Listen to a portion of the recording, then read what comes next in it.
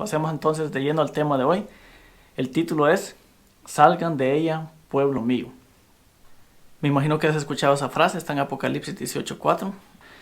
Algunas iglesias estudian mucho Apocalipsis, otras lo ven como un tabú, otras no lo estudian. La verdad es que Apocalipsis tiene un mensaje de esperanza para nuestros días y para cada época.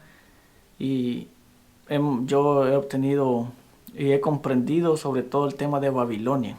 En Apocalipsis 18:4 Dios le pide a su pueblo que salgan de Babilonia, que salgan de esa ciudad espiritual ahí en Apocalipsis. Pues bien, no sé cómo lo has estudiado tú, pero yo te voy a contar mi propia experiencia, cómo yo lo aprendí antes y cómo yo lo entiendo ahora.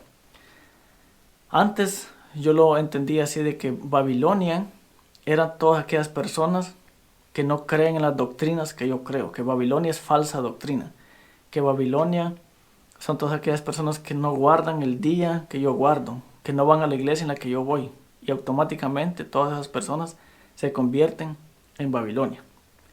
Por eso hoy tengo 3 puntos para estudiar contigo. Lo que vamos a estudiar hoy es qué significa Babilonia en la Biblia. Vamos a descubrir bíblicamente con la Biblia su carácter, qué significa estar en Babilonia y qué significa salir de ella.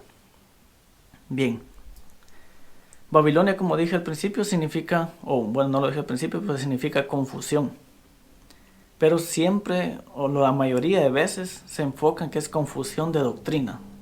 Babilonia es ese movimiento religioso o político religioso que me presenta falsa doctrina. Por eso toda la falsa doctrina es Babilonia. Pero hay que ir un poco más allá. Yo creo que hay que preguntarse por qué la falsa doctrina es falsa. Y te voy a decir por qué yo creo que la falsa doctrina es falsa. Para mí, doctrinas falsas son todas aquellas que me presentan un carácter tergiversado de Dios. Todas aquellas doctrinas que me presentan al Dios que no es, a ese Dios ateo, a un Dios que no existe. Por ejemplo, ¿por qué yo no creo en el infierno? Ya dije en un video anteriormente de que yo respeto a todas las personas que creen en esta doctrina. Yo personalmente no la creo. ¿Por qué? ¿Por qué creo que es falsa? Porque me presenta a un Dios castigador, a un Dios que se deleita en hacerle el daño a aquellas personas que hicieron el daño, y esa no es la justicia de Dios. La justicia de Dios no es pagar con mal al que hace el mal, sino pagarle con bien al que hace el mal. Entonces, y así puedes ir analizando tú las doctrinas de tu iglesia, en lo que tú crees, y comprobar, me presentan una imagen del Dios verdadero, o una imagen de un Dios que me pide y me pide, que me exige a través de esas doctrinas. Pues bien, te lo dejo de tarea para que tú mismo lo analices según tu situación. Entonces, ya con esto nos vamos introduciendo de que Babilonia no es simplemente confusión en falsa doctrina, sino o es confusión, falsa doctrina, pero ¿por qué una falsa doctrina? Pero Babilonia no se queda ahí, porque muchos cuando predican el tema de Babilonia se quedan solo en el libro de Apocalipsis, lo que dice Apocalipsis de Babilonia.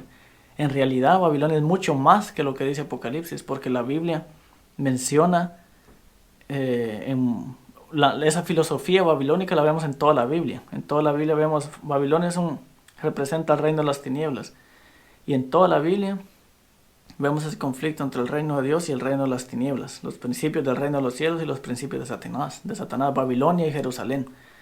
Entonces, como Jesús le dijo a los discípulos camino de Emaús, qué es lo que decía toda la Biblia acerca de él, pues eso vamos a ver ahora. ¿Qué dice la Biblia? No solo en Apocalipsis acerca de Babilonia, sino vamos a tomar algunos pasajes más destacados en la Biblia. Y vamos a empezar con ello entonces. Babilonia en la Biblia, su carácter. Ahora bíblicamente vamos a ver cómo es el carácter de la Biblia. Interesante es que Satanás es el fundador de Babilonia, y esa filosofía babilónica empezó en el cielo. Increíble, ¿no? En el cielo empezó algo muy malo. Y vamos a verlo con un texto, Isaías 14:4.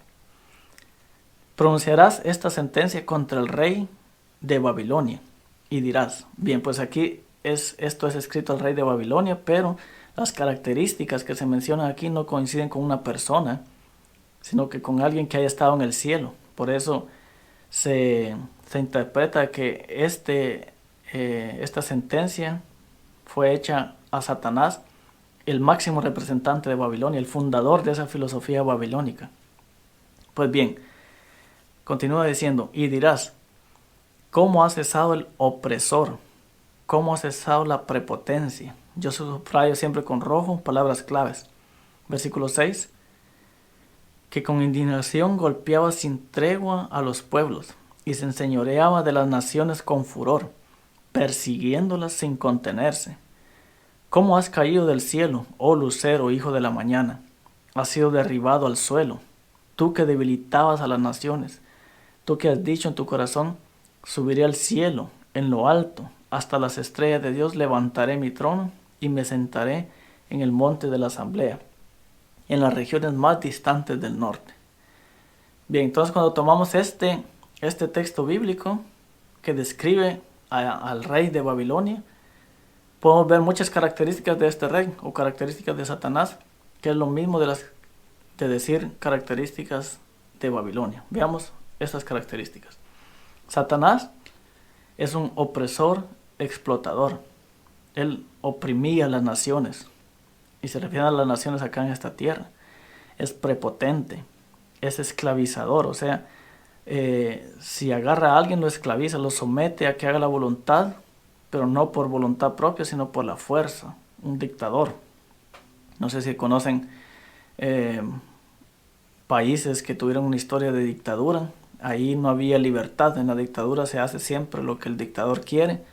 Y si estás de acuerdo con lo que él piensa, obligadamente, pues te va bien. Si no estás de acuerdo, te va mal. Pues Satanás es esclavizador, subyugador, dictador. Es perseguidor también.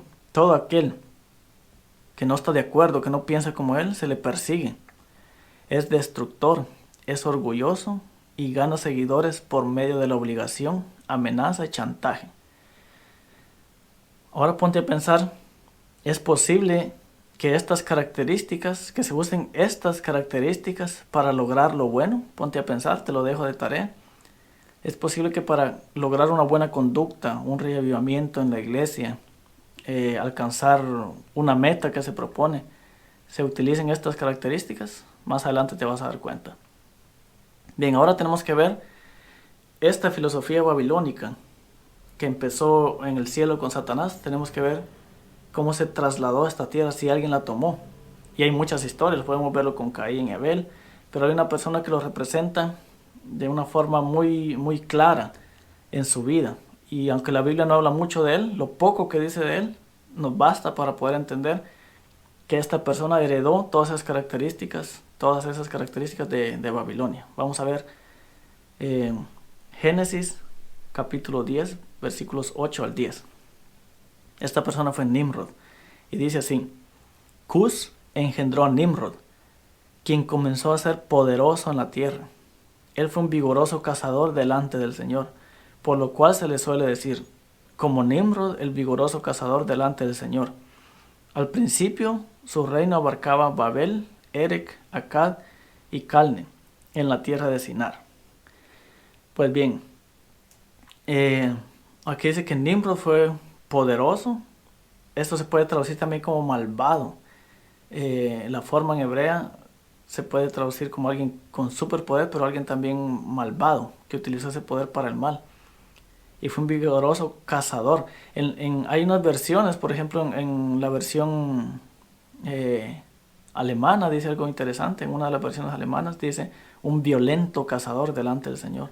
Y vamos a ver que esa traducción está un poco mejor, porque según lo que los historiadores dicen acerca de Nimrod, pasa más ese adjetivo de acuerdo a lo que él fue. Bien, vamos a ver las características de él. Nimrod, para empezar, significa rebelde. Su nombre significa rebelde. Él fue un tirano, eso que dice poderoso, se puede traducir también como tirano, violento, opresor. fue el primero que construyó metrópolis, que construyó ciudades y que conquistó otras ciudades. Y no por medio de acuerdos de paz, sino por medio de la violencia. Todo aquel que no se sometía a él, pues lo perseguía y lo esclavizaba. Recuerden esas palabras: perseguir, esclavizar, opresor. También decía que era un vigoroso cazador. Les dije anteriormente, otras versiones en otros idiomas lo traducen como violento cazador, perseguidor. Algunos comentaristas dicen que, y tiene lógica, porque me pregunté, bueno, para ser cazador hay que ser violento. Si uno quiere matar a un animal, cazar a un animal, hay que matarlo. Hay que usar la violencia, hay que usar armas. Pero esto puede referirse más a la caza de personas que de animales. O sea que literalmente esta persona hacía caza de gente, perseguía a las personas como animales, los sometía para someterlos a que hicieran su voluntad o a su gobierno, que hacía lo que él quería.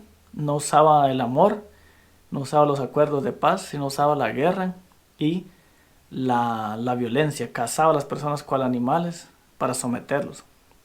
Interesante también que dice que su reino menciona varias ciudades, pero entre una de ellas menciona Babel, que es la famosa Torre de Babel. Entonces vemos ahí las características de Nimrod, que fueron muy bien, las copió muy bien de Satanás, esa filosofía babilónica. Con solo estos dos textos ya podemos ver que Babilonia no es únicamente falsa doctrina, no es solo presentarme a Dios de una forma equivocada, sino mucho más. Es ser un opresor, ser un intolerante, un perseguidor, un dictador, etcétera, etcétera. Bien, decía que el inicio de su reinado su reinado componía la ciudad de Babel, y ahí tenemos la famosa historia de la Torre de Babel. Esto es un sermón en sí mismo, un tema en sí mismo, pero solo no voy a hablar a profundidad de la Torre de Babel hoy, solo quiero destacar algunos puntos muy importantes. Esa historia nos muestra que lo que Babilonia piensa acerca de Dios, la Torre de Babel. Imagínate, ellos decían, Babilonia piensa, Dios es un destructor, Dios nos va a destruir, y para que no nos destruyan vamos a construir esta torre para salvarnos por nosotros mismos, salvación por obras. En uno de los temas de Bastián Ángeles habla muy bien describe muy bien, explica muy bien este tema. Así que te recomiendo que veas esos canales. Bien, pues Babilonia me presenta o piensa que Dios así es destructor, y como Él solo quiere destruirme, no salvarme, yo tengo que salvarme por mí mismo. Esa historia la vemos a través de toda la Biblia, empezando con Adán y Eva cuando pecaron y se vieron desnudos. Ellos mismos tuvieron miedo de Dios y se construyeron ropas de hojas. Pero Dios no llegó para destruirlos, sino para salvarlos. Y Él les dio la solución a esa desnudez, dándole ropas de pieles. Pues bien, continuemos. Otro de los puntos que Babilonia me dice es de que para salvarse yo tengo que hacer algo. En este caso es construir una torre. Y eso también es una enseñanza satánica. Cuando Adán y Eva estaban en el jardín del Edén, la Biblia dice que de la tierra salía un vapor que regaba la tierra, las plantas. Para sobrevivir, ellos no tenían que trabajar. El trabajo de ellos era disfrutar la vida. Y si había un tipo de trabajo, no era un trabajo para que ellos obtuvieran algo, sino para dar, me imagino yo. Yo lo entiendo así, para disfrutar la vida y dar. Después del pecado vemos un cambio drástico.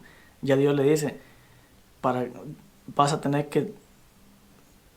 antes vivías para disfrutar la vida, ahora vas a tener que vivir para sobrevivir. Si quieres comer, tienes que trabajar duro, porque la tierra ahora tienes que esforzarte para que la tierra produzca sus frutos.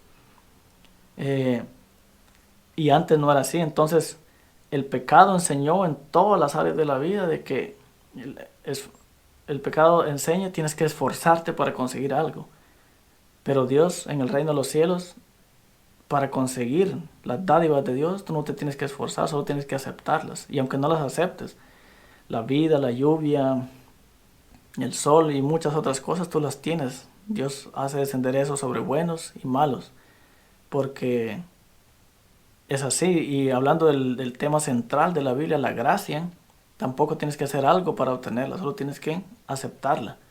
Entonces, eso enseña la Torre de Babel, enseñanza babilónica. Dios es un destructor, Dios va a destruir a aquellos que no le siguen.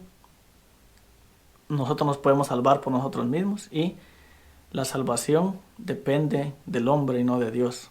Yo tengo que hacer algo para salvarme. Pues bien, piensa en esos detalles y analiza tu vida cristiana, analiza el cristianismo que se te está predicando o que estás estudiando, a ver si tiene hay alguno de esos principios en tu vida cristiana o en tu iglesia.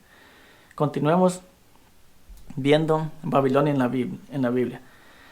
Pues bien, llegamos aquí al libro de Daniel, donde Babilonia ya no es una forma de pensar, continúa haciéndolo, claro, pero ya se construyó en una nación súper poderosa. Babilonia en ese tiempo, cuando existía el rey Nabucodonosor, llegó a ser la potencia más grande, más fuerte, más rica del mundo. Pero veamos cómo llegó a ser esta nación así, cómo llegó a ser grande, cómo llegó a ser poderosa, cómo llegó a ser rica.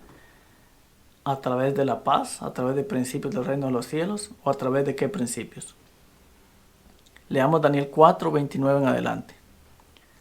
Al final de 12 meses, mientras se paseaba sobre la terraza, está hablando aquí del rey Nabucodonosor después de que Daniel le explicó un sueño, puedes leerlo ahí en tu casa, tranquilo, todo el capítulo 4. Sobre la terraza del palacio real de Babilonia, dijo el rey: ¿no es esta la gran Babilonia que yo edifiqué como residencia real, con la fuerza de mi poder y para la gloria de mi majestad? ¿Qué te parece interesante aquí en cómo habla este rey? El ego es muy grande. Yo edifiqué con la fuerza de mi poder y la gloria de mi majestad. Y lo interesante es que si tú vas a la historia, cómo se construyó Babilonia, Babilonia llegó a ser grande por medio de explotar a otras naciones, de robarle a otras naciones por medio de la violencia, de matar, de perseguir. Llegó a ser Babilonia una gran nación. Imagínate, esos principios babilónicos están hoy en todo, no solo en la vida espiritual. Esas grandes empresas que llegan a ser grandes porque explotan a sus trabajadores, pagan muy poco y venden muy caros sus productos, no pagan los impuestos y se hacen ricos, llegan a ser grandes imperios económicos, pero ¿a base de qué? La educación basada en lo importante es que saques buenas notas, aunque tal vez es algo que no te va a servir nunca en tu vida, pero que saques buenas notas y no que te dediques a hacer o a profundizar más clases en las que te gusten. Y así tú lo puedes ver en la educación de los niños también, cómo queremos que los niños lleguen a ser buenas personas a través de la violencia, a través del el chantaje, la persecución, la separación o a través del amor. Pon atención y vas a ver que los principios de Babilonia están metidos en todas las áreas de la vida. Continuemos viendo ahora el sistema babilónico. Daniel capítulo 3, no tenemos tiempo de leerlo acá, pero si quieres hacer una pausa de este video ahora y lee el capítulo 3 de Daniel. Bien, si ya lo leíste, te vas a dar cuenta de algo muy importante. El rey, él pide adoración. Este rey pide adoración. Pero no pide, dice, bueno, el que me quiere adorar, que me adore, sino dice, bueno, el que no me adore, será lanzado al horno de fuego. Imagínate, eso es Satanás, adoración obligada. Te obligo a que me adores y si no lo haces, serás lanzado al fuego. Aquí vemos un gran paralelo entre esas dos formas de reinar. El reino de las tinieblas y el reino de los cielos. Dios y Satanás. Babilonia y Jerusalén. Porque a Dios se le sigues voluntariamente y si no lo sigues, no te castigan. Satanás te pide, te obliga a que lo sigas y si no lo sigues, si no piensas como él, si no quieres estar de su lado, te lanza al horno de fuego. Lo interesante es, no predicamos nosotros lo mismo acerca de Dios. No decimos, si no sigues a Dios, te consumirás en el fuego. Interesante, estamos predicando un Dios babilónico o estamos predicando el verdadero Dios? Recuerda lo que significa falsa doctrina. Pues bien, ahí también vemos otras cosas,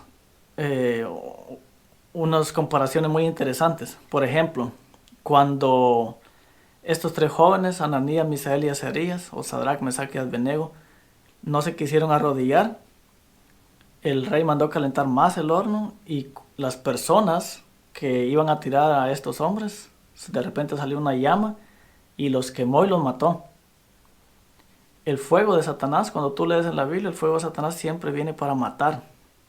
Pero estos jóvenes fueron lanzados, iban atados.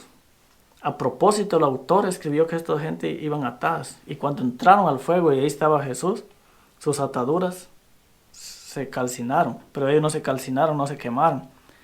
El fuego de Dios limpia, purifica, salva, sana, liberta, da esperanza, perdona. Entonces, cuando leas historias en la Biblia, pon mucha atención. Si hay un fuego que es destructor, viene de Satanás. Si hay un fuego que purifica, recuerda la historia en Isaías 6:1, la historia en Hechos de los Apóstoles, cuando recibieron lenguas como lenguas de fuego. Entonces, depende de dónde venga el fuego, así será su resultado. Jesús, el fuego de Dios, de Jesús, quita ataduras del opresor. ¿Quién ató a estos jóvenes? El dictador, Babilonia, pero él los libró. Jesús contó una historia también que a propósito el autor me imagino que lo escribió así, y a propósito Jesús lo dijo cuando sanó a una mujer que tenía varios años de tener flujo de sangre, y él dijo, esta mujer Satanás la tenía atada durante tantos años, no sé, 13 años creo yo, y Jesús llegó para quitar las ataduras. El Mesías en Isaías 61 fue ungido para desatar a los esclavos, a los oprimidos. Entonces, recuerda, porque es muy triste que muchos predican que se debe seguir a Jesús y si no te vas a quemar en el infierno, si no te vas a destruir. Pon mucha atención entre los fuegos en la Biblia. Fuego destructor, Satanás; fuego que libera, que purifica, Jesús. Y destruye el pecado, pero no al pecador. Bien, continuamos. Eso fue un pequeño paréntesis nada más. Continuamos ahora con Babilonia en el libro de Apocalipsis. En el libro de Apocalipsis 17, a partir del versículo 4, dice así: la mujer estaba vestida de púrpura y escarlata, y adornada con oro y piedras preciosas y perlas. Tenía en la mano una copa de oro llena de abominaciones y de las inmundicias de su inmoralidad. Sobre su frente había un nombre escrito, un misterio: Babilonia la Grande, la madre de las rameras y de las abominaciones de la tierra. Vi a la mujer ebria de la sangre de los santos y de la sangre de los testigos de Jesús. Al verla, me asombré grandemente. Bien, aquí Babilonia está llena de piedras preciosas. Y lo malo aquí no es que tenga piedras preciosas, sino cómo consiguió esas piedras preciosas: a través de prostituirse, a través de oprimir. Abajo vimos también que dice ebria de la sangre de los santos, o sea, persiguió también, es perseguidora. Entonces aquí ya tenemos una Babilonia que ya se volvió espiritual, una forma de pensar, y se expandió a todo, dice, con todos los reyes de la tierra. Adoptaron esta forma de pensar, esta forma de vida. Entonces esto es Babilonia. Cuando vemos Babilonia en la Biblia, no es solo confusión de falsa doctrina, no solo que me presenta un Dios equivocado. Y hice un pequeño resumen acá, te lo voy a mostrar. Comparando Babilonia contra el reino de Dios. Babilonia es falsa imagen de Dios, falsa doctrina. El reino de Dios presenta un Dios que es amor y un amor incondicional. Babilonia obliga, el reino de Dios es por voluntad propia. Babilonia esclaviza, el reino de Dios libera. Babilonia es egoísmo, Dios es altruista. Babilonia es venganza, el reino de Dios es gracia. Babilonia es intolerancia, el reino de Dios es tolerancia. Y finalmente Babilonia es muerte, el reino de Dios es vida. Ahora ponte a pensar, ¿cómo funcionan algunas de las iglesias, algunas de las personas? ¿Cómo funciona la crianza de tus hijos? ¿Cómo funciona tu empresa? ¿Con qué características estás logrando lo que estás logrando? A través de las características de Babilonia o del reino de Dios? ¿Cómo estamos ganando gente para el reino de los cielos en las iglesias? Se hace de una forma babilónica o de una forma el reino de los cielos, cuando se pone en blanco, se presiona a la gente para que se bautice, cuando a los pastores se les califica de acuerdo a si bautizan mucho, entonces son buenos pastores, si bautizan poco son malos pastores, aunque los bautizos que hayan tenido haya sido de gente que casi que la obligaron a meterse a las aguas bautismales. Entonces a esto hay que tener mucha atención, qué principios estamos usando para la obra de Dios, principios del reino de los cielos o principios babilónicos. Bien, entonces, ¿qué significa estar en Babilonia? Pues estar en Babilonia significa vivir de acuerdo a esos principios. Incluso cuando yo estoy pensando que yo estoy en el reino de los cielos, que yo practico el reino de los cielos, que yo sigo a Jesús. Creer de que la verdad son las doctrinas que yo puedo refutar con la Biblia. Y de eso quiero hablar un poco ahora, porque en realidad la verdad no son un conjunto de doctrinas. La Biblia nunca dice que un conjunto de doctrinas que yo pueda refutar con la Biblia es la verdad. Según la Biblia, la verdad de Jesús, Juan 14:6 dice, Jesús le dijo, yo soy el camino, la verdad y la vida. Nadie viene al Padre sino por mí. Entonces, Jesús es la verdad, Él es la verdad del Padre. Y cuando yo lo conozco a Él, Él me lleva al Padre y el Padre me llena del Espíritu Santo y el Espíritu Santo me lleva a conocer todas las cosas. Pero nosotros primero le enseñamos doctrina a la gente, no la llevamos a Jesús. De una forma muy babilónica le decimos, tienes que creer lo que yo creo, y cuando creas lo que nosotros creemos como iglesia, entonces te aceptamos, entonces eres parte nuestra. Pero Jesús no. Tú puedes ver varios ejemplos de Jesús donde Él llamó a sus discípulos, por ejemplo. Llamó a Mateo y no le dijo, bueno, tienes que creer como yo creo, tienes que, todo lo que robaste tienes que devolverlo, etcétera, etcétera.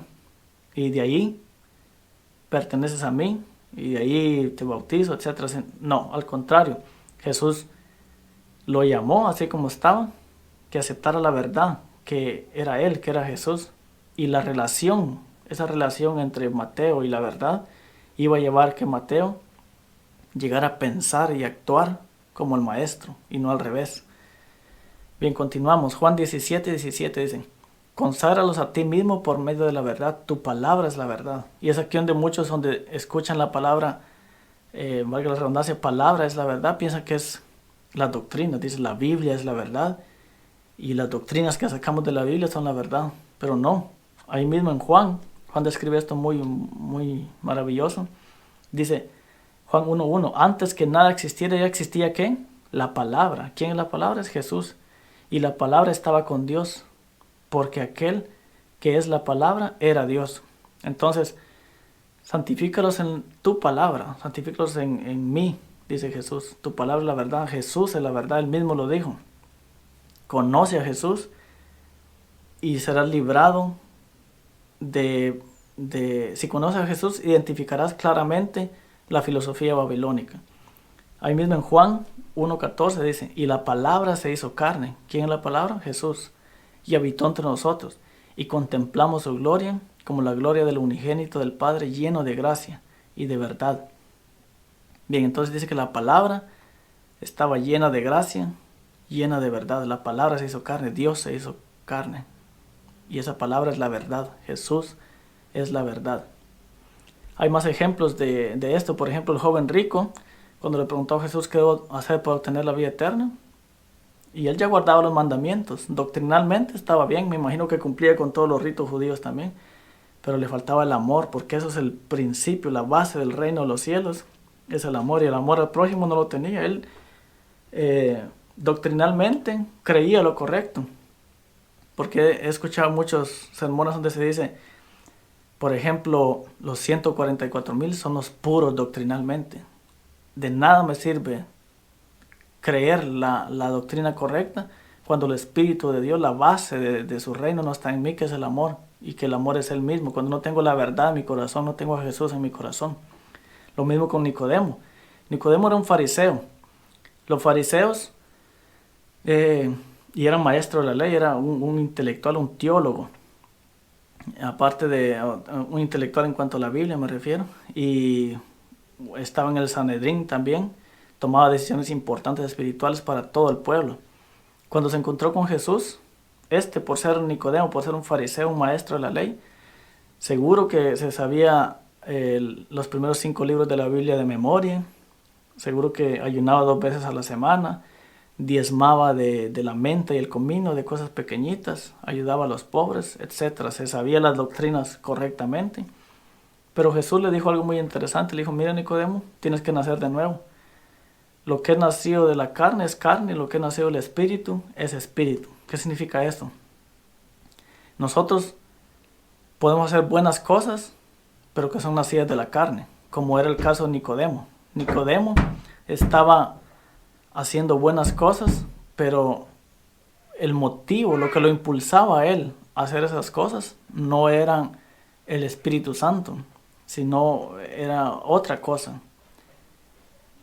Y cuando nosotros lo hacemos impulsados por el Espíritu Santo, eso es lo que cuenta. No porque yo me esfuerce, querer hacer algo bueno, yo me voy a esforzar, tengo que leer la Biblia temprano, tengo que orar todos los días, tengo que hacer misión. Eso es cosas nacidas de la carne.